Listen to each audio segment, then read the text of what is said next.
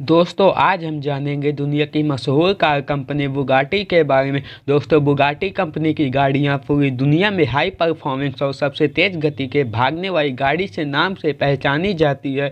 Bugatti के गाड़ियों का ड्राइव परफॉर्मेंस बहुत ही लाजवाब होता है और बुगाटी के गाड़ियों का डिजाइन भी बहुत लाजवाब होता है। एंटोर बुगाटी ये वही व्यक्ति हैं जो बुगाटी कार कंपनी के फाउंडर है। इन्होंने ही बुगाटी कार का निर्माण किया है और एंटोर बुगाटी का जन्म 15 सितंबर 1881 को इटली देश में स्थित मिलान शहर में हुआ था। उनकी मृत्यु 21 अगस्त 1947 को फ्रांस में हुआ था। दरअसल एंटोर कारों के घर में तराखू रखते थे। उनके पिता कार्लो बुगाटी ज्वेलर्स और फर्नीचर पर डिजाइन करने का काम करते थे। एंटोर बुगाटी के परिवार के ज़्यादा लोग आर्टिस्ट थे, इसलिए बुगाटी कार की डिजाइन पहले से ही आकर्षण थी। दोस्तों बुगाटी कार की शुरुआत होती है। दोस्तों बुगाटी कंपनी की गाड़ी आज अपनी खूबियों की वजह से ही मशहूर है, लेकिन बुगाटी का मशहूर होने का सफर इतना आसान भी नहीं था।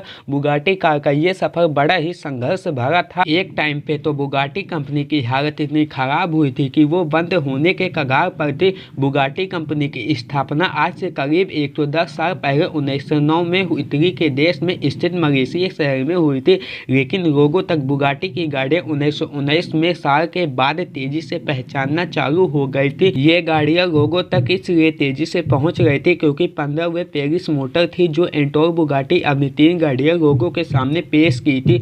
उसमें से पहली गाड़ी बुगाटी टाइप 30 बेरिस्का स्पोर्ट रेसिंग के नाम से इस गाड़ी का मॉडल रेसिंग कार से काफ़ी मिलता जुलता था और बाकी 2 गाड़ियां जिनका नाम बुगाटी टाइप 22 और बुगाटी टाइप 23 उसके बाद आगे चलकर बुगाटी की गाड़ियों ने रेसिंग जगत में बहुत नाम कमाया है। उसमें कई बार बुगाटी कंपनी की गाड़ियों ने रेसिंग जगत में ग्रैंड प्रिक्स मोटर रेसिंग में जीत हासिल की है। उस रेसिंग जगत में बुगाटी टाइप 35 नामक कार को अभी भी सबसे ज़्यादा रेसिंग जीतने वाली कार माना जाता है। बुगाटी के लिए टाइप 35 नामक कार ने उस टाइम में लगभग 2000 रेस जीती थी। कुछ साल बाद एंटोर बुगाटी ने एरोप्लेन रेसिंग में भी बिजनेस करने की कोशिश की थी और तब उन्होंने बुगाटी 100 नाम का प्लेन बनाया था, लेकिन दुर्भाग्य से वो प्लेन कभी भी उड़ नहीं सका। लेकिन उसके बाद एंटोर बुगाटी ने ट्रेन बनाने की कोशिश की थी। तब उन्होंने एक ट्रेन का निर्माण किया और उस ट्रेन का नाम बुगाटी ऑटो रेल कार रखा गया। उसके बाद साल 1925 में बुगाटी टाइप 36, साल 1929 में बुगाटी टाइप 45, साल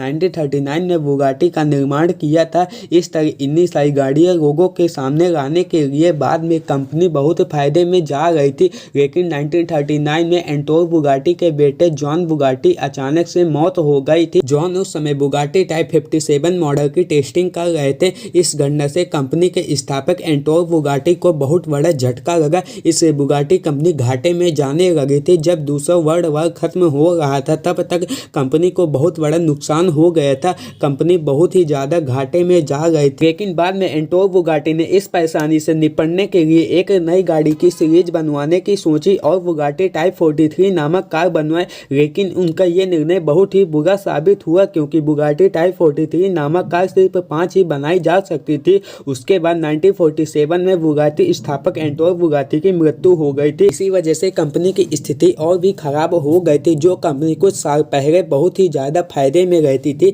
आज वो कंपनी एंटोर बुगाटी की मृत्यु के खत्म होने के कगार पर थी। इससे कंपनी 1952 में अपने सारे काम काज बंद करने का फैसला किया। उसके बाद कंपनी ने फिर से बाजार आने के लिए कई सारे प्रयास किए, लेकिन कभी सफल नहीं हुए। आखिरकार बुगाटी की वापसी 1987 में हुई थी, जब इटली के व्यापारी रोमन आर्टिऑल ने खरीद लिया। उसके बाद फिर से एक बार बुगाटी की वापसी की तैयारी चालू हो गई थी। 1988 में इटली में मॉडर्न शहर में बुगाटी ने एक नया प्लांट शुरुआत की गई थी, इसलिए बुगाटी के आने वाली गाड़ियों पर लोगों की चर्चा शुरू हो गई थी और इस प्लांट में बनाया गया पहला मॉडल बुगाटी 110 GT था और आगे चलकर वैक्सवैगन ने बुगाटी कंपनी को खरीद लिया।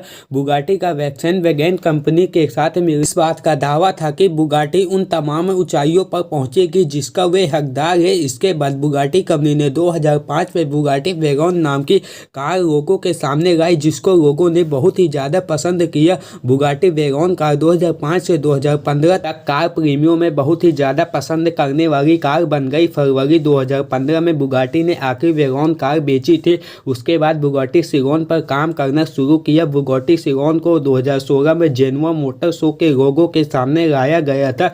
दोस्तों इसके बाद बुगाटी कार कंपनी ने कभी भी पीछे मुड़कर नहीं देखा।